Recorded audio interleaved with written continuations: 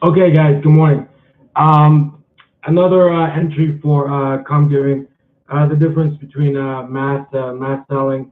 You know what the mass selling is advertising and direct selling. So once again, it's for the the small organizations, small groups that that need just a little bit of tweaking. All right, because what I see out there is that a lot of you guys already have um, the talent and the skill in house, but it's mass selling advertising is different from direct selling. So you just need to be able to take one skill and translate it and focus it onto another purpose. So case of say you release an album and you would think the day you release it is would be the highest sales, right? Say it's your first time and you're really excited. You're on a big label and you think, oh, today my album comes out and on the first day it'll sell the most, and then after that, it'll start selling less and less and less, right? Just like every just like every other major star. On the first day of their release, everybody rushes out and lines up and buys their album. That happened to me too. Unfortunately, most of the time, what happens is that on the day of the release of your album, it doesn't do as good as you thought it would. And then for the next year, maybe next 2 years, you're out there sort of like direct selling, selling at concerts, selling at signings and stuff like that. So how how how can you get how can you focus what you got into communicating on a information for the masses? A lot of let's take mixtapes, right? At my local store, they have mixtapes by DJs, and the cover art is very compelling. The cover art is actually very good, um, and it kind of sells itself just by sitting there. And those guys who designed the cover art and put the names of the artists onto their mixtape and stuff like that. They're very wise. They're very wise. They're very wise. But I'm not so sure. Well, okay, let's just focus on what they're doing right.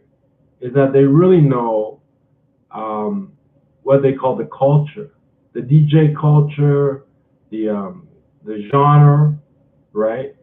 They're from. It seems like they're from that culture, like Beat Street. They're from that culture.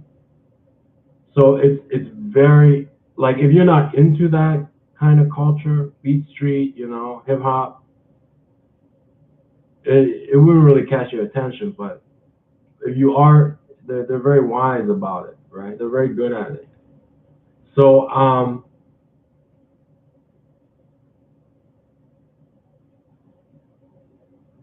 if you're going to communicate information to the masses, yeah, you have to take Google AdWords, which is really how I got out, how I started this thing is those text ads, right? How do you communicate um, that kind of like B Street culture into AdWords? And I'll tell you something. Um, it's a little bit like consumer culture, from Beat Street culture to consumer culture. Consumer culture has these um, it's like programming languages. If you're familiar with I think a lot of you guys are familiar with a little bit of like how computer language works. If you program in Java, if you program in HTML, consumer culture is like that. You know, It doesn't have the argot, doesn't have the slang. You know, hip hop is hip hop, right? And then it has these fusion, like you might say like teen hip hop, or it has like pop, adult contemporary pop, jazz. Like it has these words, these sort of like words, programming languages. That's consumer culture. All right. So you're trying to translate your artwork into consumer culture. All right. So that you can communicate information to the masses. It has these code words, right? Just like programming a computer in HTML or something. Consumer culture has these code words, right? You can't just use the argot from the street and put it in a text ad.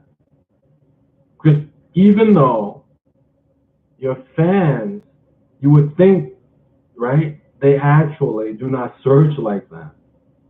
Most of the world is centered around school or the government or the law or Walmart. All right. For lack of a better word, school, the government, the law, or Walmart. So even though you're fans, you might think they search like that with all the slang and all the stuff, right? They do not. They search when they're not listening or at your concert.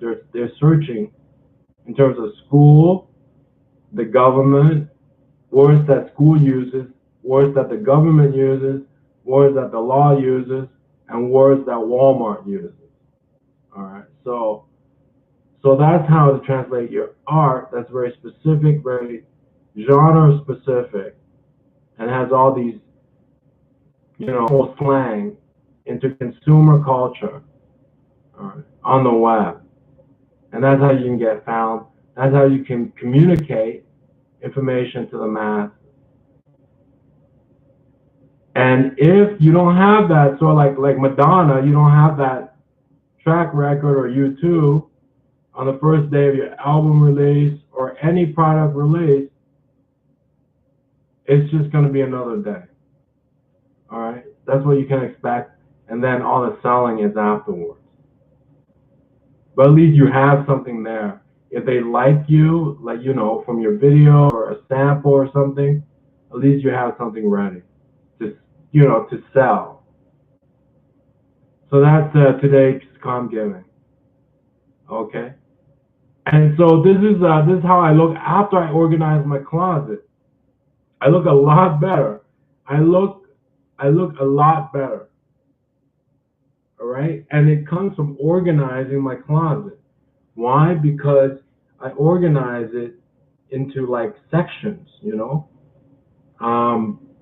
these types of clothes, these types of like tops and bottoms are for the office, these types are for other things, and these types are for other things. So obviously I'm not in the office, so I pick stuff that suits my surrounding, and I look a hell of a lot better. And that came from organizing my closet into a system. All right. Yeah, you say you do look better, even though everything looks the same. You do look better. All right, because I'm dressed for the rest of how the background, right? Because before I was wearing an office shirt with a weekend sweater, but now it's sort of like what the two match together. There are these codes when you're communicating information to the masses that just clicks into their brain.